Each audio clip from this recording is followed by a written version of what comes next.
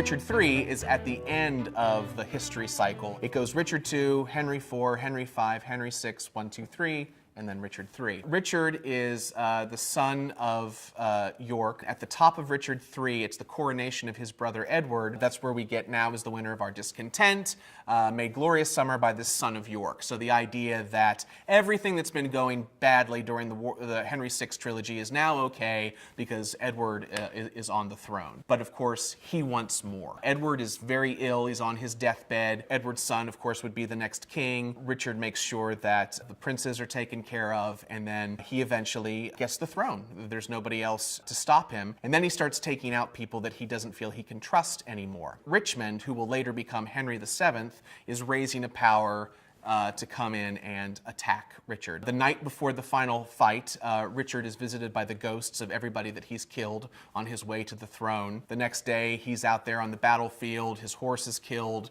where you get the famous a horse, my kingdom for a horse. Richard dies, and Richmond is then crowned Henry VII, and he is finally the person that will unite these warring houses and create the House of the Tudors. If you think about it, with the fact that Elizabeth I, being the daughter of Henry VIII, who is the son of Henry VII, by Shakespeare writing a play that shows Henry VII taking care of the villain Richard III, was probably very pleasing to the powers that be at the time. Richard III is sometimes called the Scourge of God. Richard II is pulled off of the throne. Then everybody that has been in that place has been there unjustly.